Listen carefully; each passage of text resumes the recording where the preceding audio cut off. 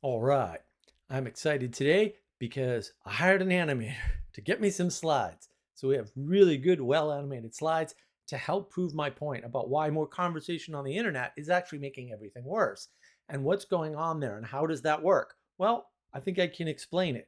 So watch until the end. Let's dive in.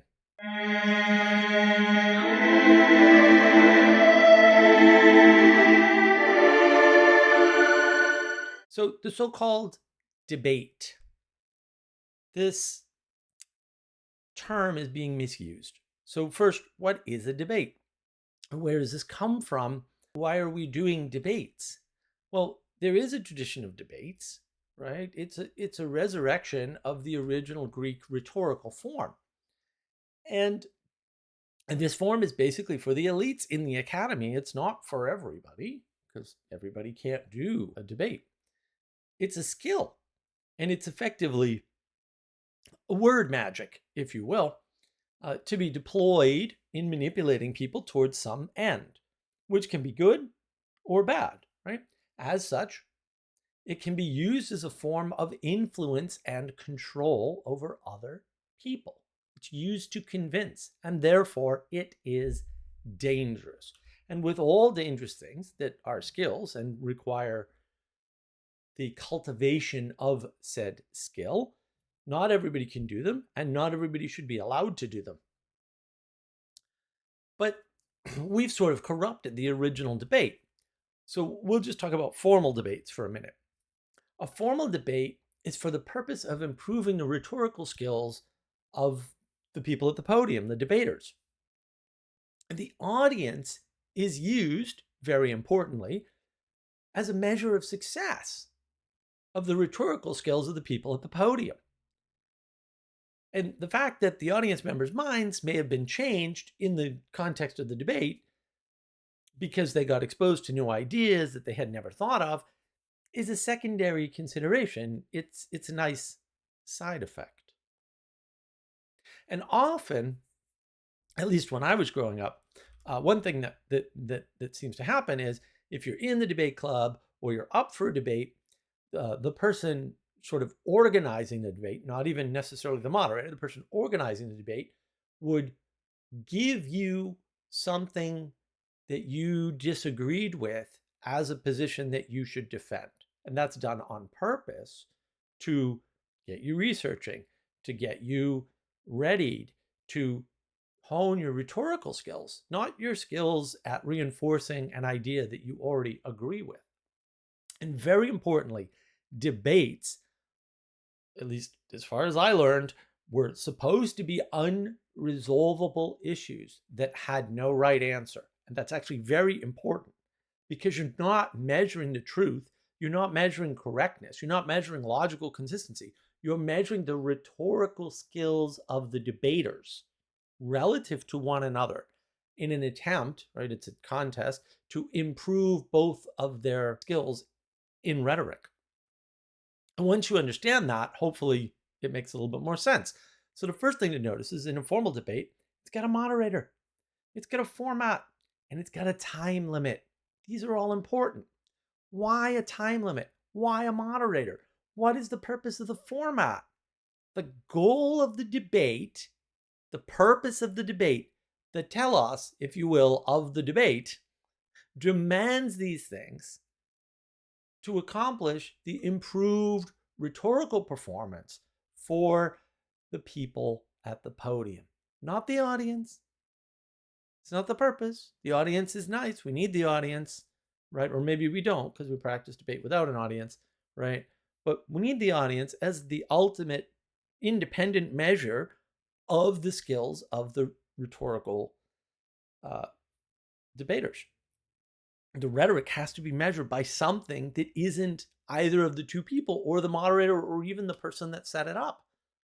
It's a very well designed, scientifically informed way of measuring the cultivation and progress of that cultivation in rhetoric. It's a good thing. When you're not doing that, what are you doing? That's a good question. So the moderators can do things like prevent straw man argument. right? They can keep people within the time frame. They can notice when the format's being broken or the rules are being, abused. They can do that. That's why you need a moderator. They also give authority and prestige because there's a neutral party. There's nothing in it for the moderator. They don't win or lose. It doesn't matter how the debaters do, right? They're just there to do a very neutral thing, to keep the peace, if you will, to make sure that the format is intact and to inform the audience. So that authority and prestige is brought to debate by the fact that there's a neutral third party, actual neutral third party in this case, right, that can correct the participants and keep things in line. And that makes it a better experience for everybody and more fair. Right? Fairness isn't mediated by only two people. That's impossible. Fairness isn't a feature of the universe. It's something that has to be cultivated. The moderator is there to do that. So when we use the term debate nowadays, what are we doing? Well, we're using that term to talk about any number of things. And there's no format, or there are formats that don't make any sense. Jubilee doesn't make any sense. That's a ridiculous format for a quote debate. There's no way that we don't have better words for these other things. Right? Usually they're discussions, they're arguments, they're conversations in some cases. All of these have their own downsides. Very rarely do you see a debate moderated. And when you do, they're not using the debate format, they're using some other format. And the time limits, very rarely do people use time limits. And when they do, they have ridiculous time limits because they're trying to give people time to make their point. And that's actually really important. And you'll see why. A lot of these formats facilitate lying. They facilitate deception. They facilitate egomaniacal behavior. Peterson on Jubilee is a fine example. So you've got these, unfortunately, almost all of them seemed autistic to me, kind of way off the scale too. People from off the street who are invited to participate. There's nothing wrong with that. I'm not throwing shade on Jubilee. I'm just going to give you an example, right? Peterson doesn't know these people. There's no format. There's no rules, right? They just kind of come at him. They're voted on and off democratically. Like democracy and debate are opposites at some level. So I don't know where they're putting those two things together, right? And they're allowed to use their amateur understanding of language and the topic at hand. And in that case, it was a total disaster because none of the people talking to Peterson, except maybe one of them, really had any clue about how to put together or comprehend the words that were being used by them and by Peterson for that matter. They just didn't understand what was happening. And this level of engagement, this lack of sensible, reasonable, useful format results in chaos. And they lied to Peterson about what the debate, so-called debate, was about. They flat out lied to him. They told the participants that weren't Peterson one thing and told Peterson something else. I mean, and look, they got a lot of clicks and a lot of views and a lot of popularity. Also, they're not good people, right? Like that's just it. But the debate, their format doesn't prevent that. In fact, it kind of encourages it. They're also all Hollywood folks, by the way, which should have probably been a hint that this was not going to go well. Not for Peterson in particular, but the whole project is. If you're informed by Hollywood, if that's the environment you're in, chances are you're going to lie, cheat, and steal to get clicks, to get audience. And it turns out that all of this matters because things like charisma and enchantment exist and need to be carefully considered in any sort of an interaction, especially, we'll say, a public planned interaction where it actually matters because you don't know who's watching and you don't know what their level of understanding or education or whatever is. You have no idea.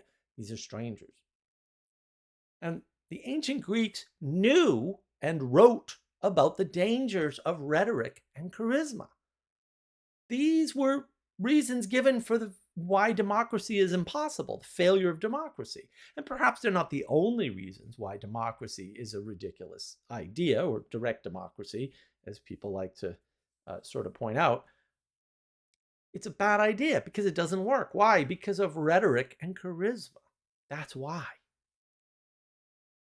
Hence, the debate format has a time limit to prevent rhetoric and charisma from being used as enchantment that can easily override the whole affair and cause an audience to be swayed not by good logical argumentation, but by narrative manipulation or clever storytelling.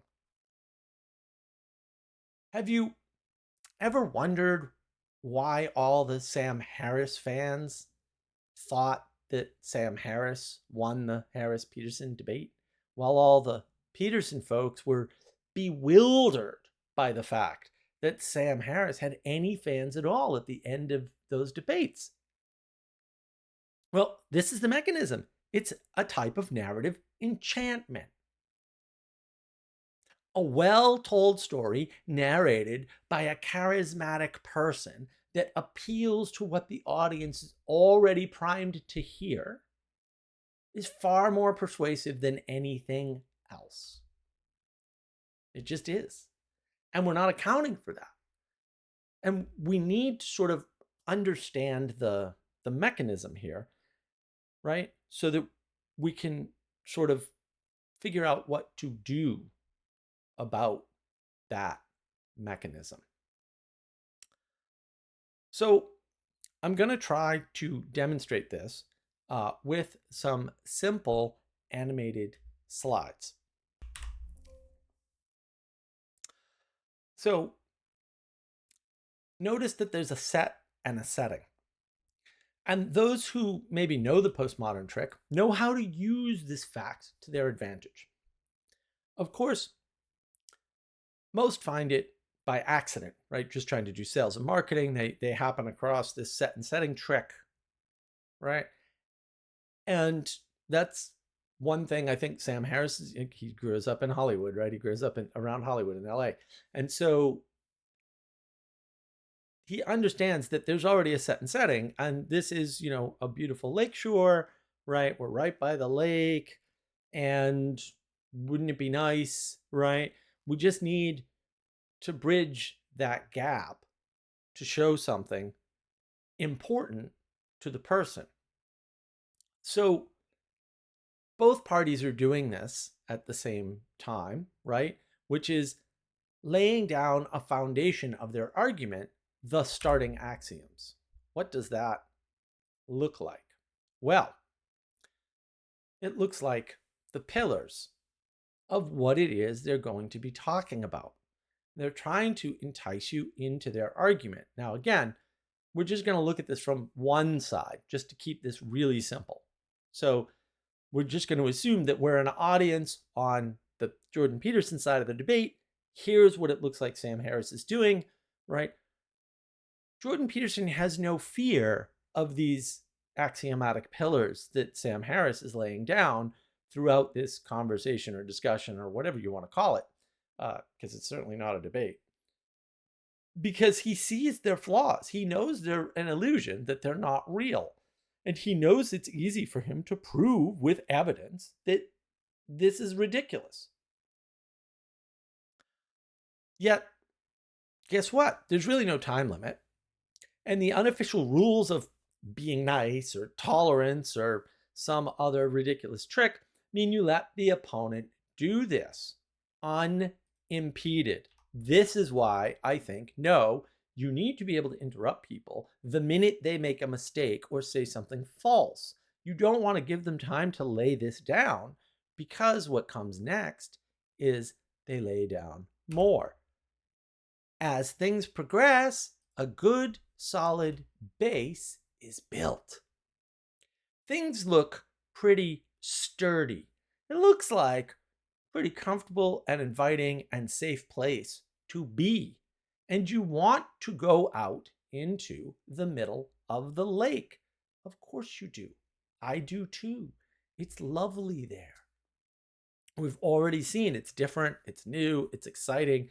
We haven't been out over the water. There was no dock there before. But here he's laying down the nice foundations and groundwork for his argument. So far unencumbered, by the way. I mean, maybe there's a little back and forth, but basically this whole story is being allowed to unfold, without any pushback. And next, a little bit of safety scaffolding, a little bit of way to say, hey, you know what? This is a safe place to be. You can come out here. You can hang out over here. You can be part of this thing. And it makes it seem more complete. It makes it seem more aesthetically pleasing, safer to engage with. It reduces the fear of the adoption of the argument, and it boosts the argument. Look at how complete an argument this is. And again, the opponent isn't afraid because the opponent sees the illusion that's been built and knows how to dismantle this illusion. It's not hard to dismantle this illusion. Look at these terrible pillars that were built. Now, remember, this is a conversation or a discussion or some kind of quote debate, right? Where people are using words to create an image. This is something like what's happening.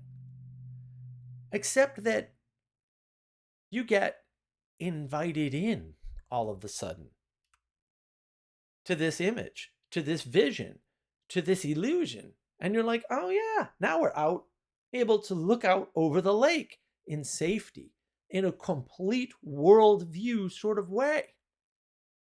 It's lovely. How nice. It looks pleasant.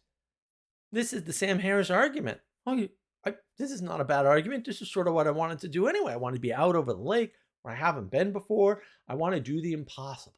And then finally, the game switches back. Now it's Peterson's turn. And he can come in and he can take out those pillars. And you know what? He does. But the problem is that using this logic, reason, and rationality, making the illusion laid bare as an illusion, doesn't do anything. Nothing happens. The people are still there staring out over the lake. They're still trapped in this vision. And as my animator pointed out, they don't even notice that the pillars are gone. First, they can't see that the pillars aren't in the water anymore. And they're still leaning on all these aesthetically pleasing railings. So the railings are still working for them. They've already bought into the image. Why would you change your mind? We're out over the lake. You're stuck on the shore.